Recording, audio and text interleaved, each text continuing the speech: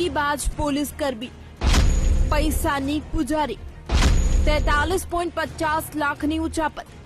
તમારી TV screen પર જોવા મળતી આ પોલીસ કર્મચારી જબરી છે। જે લોકો હાલોલમાં રહેતા હશે તે આ મહિલાને સારી રીતે જાણતા હશે। આ મહિલાએ એવી ઠગાઈ કરી કે આજે જેલ જવાની નોબત આવી છે। પોલીસ સ્ટેશનના દંડની રકમ અને પગારના ભથ્થાના પૈસા આ બહેન ખાઈ ગયા છે। થોડા દિવસ પહેલા આ મહિલા વિરુદ્ધ પોલીસ ફરિયાદ થઈ હતી। ગઈકાલે આ પોલીસ કર્મચારીને વાજતે ગાજતે ધરપકડ થતા ચકચાર મચી ગઈ છે। 43.50 લાખની ઉચાપત, એક ઉચાપતમાં વર્દી ગઈ, સમાજમાં ઇજ્જત ગઈ, જિંદગી પર લાગ્યો દાગ। આમ તો આપણા સમાજમાં પોલીસ કર્મચારી ભ્રષ્ટાચારને રોકવા માટે લાખ પ્રયાસ કરે છે, પરંતુ આ બહેન ખુદ મલાઈ ખાવામાં નિષ્ણાંત છે। સારો એવો પગાર હતો, સરકારી આવાસ હતું, સમાજમાં વટ હતો, શરીર પર ખાખી વર્દી હતી। આમ છતાં પણ આ બહેનને વધારે પૈસાની લાલચ જાગી અને ખુદના પોલીસ ખાતા સાથે ખેલ કર્યો અને આજે જેલ ગયા છે। હવે અફસોસ કરી રહ્યા છે, પરંતુ હવે કોઈ મતલબ નથી। હાલોલ પોલીસ સ્ટેશન ખાતે આ બનાવ બનવા પામ્યો છે, જ્યાં વર્ષ 2011 થી 2018 સુધી સતત હાલોલ પોલીસ સ્ટેશનમાં ફરજ બજાવતા અને હાલોલ પોલીસ સ્ટેશનના રાઇટર તરીકે એકાઉન્ટ સંભાળતા એવા એએસઆઈ નયના તડવીએ 43.50 લાખની ઉચાપત કરી હોવાની ફરિયાદ હાલોલ પોલીસ મથકમાં નોંધાવા પામી છે।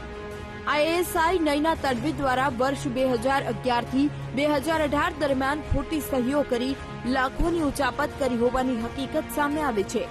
હાલોલ પોલીસ મથકમાં ફરજ બજાવતા પોલીસ કર્મીઓના પ્રવાસ ભથ્થા, રજા પગાર, ટ્રાફિક નિયમન દંડની વસૂલાતની રકમમાંથી 43.50 લાખની ઉચાપત કરી હોવાની હકીકત સામે આવી છે।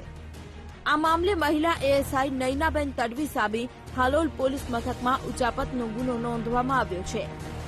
પોલીસે હાલ મહિલા એએસઆઈ નયના તડવીની ધરપકડ કરી રિમાન્ડ મેળવવાની કાર્યવાહી હાથ ધરી છે। પોલીસ દ્વારા રિમાન્ડ મેળવી આ મહિલા એએસઆઈ દ્વારા હજુ કેટલા રૂપિયાની ઉચાપત કરાઈ છે, તેમજ કેવી પદ્ધતિથી આ ઉચાપત કરવામાં આવી છે, તેમજ ઉચાપત કરેલા નાણાંનો ઉપયોગ ક્યાં કરવામાં આવ્યો છે, તે તમામ સવાલોનો જવાબ મેળવવા વધુ તપાસ હાથ ધરી છે।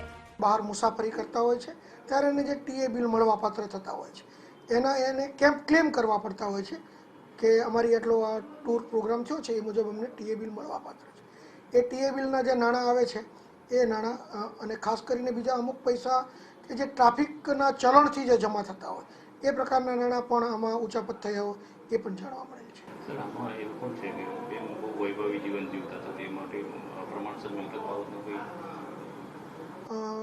એ તબક્કો તપાસને લગતો છે। હાલ તો એવી કોઈ વિગત જાણ પર આવેલ નથી। એએસઆઈ કક્ષાના એ અધિકારી છે, એટલે એની જીવનશૈલી બાબતે હજી કોઈ તપાસ થઈ નથી, પણ એ મુદ્દો પણ તપાસના કામે આવરી લેવામાં આવશે।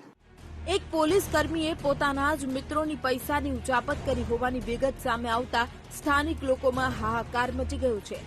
એક બાજુ ભ્રષ્ટાચાર રોકવાની વાત કરે છે, જ્યારે અહીં તો એક સોનું જ કટાઈ ગયું છે, પછી લોખંડને શું પૂછવું? આજની કહાનીમાં પ્રજાનો રક્ષક જ ભ્રષ્ટ છે, તો પછી પ્રજાનું શું કહેવું, તે સૌથી મોટો સવાલ છે। વિવેક સોથાર, વીટીવી ન્યૂઝ, પંચમહાલ, હાલોલ।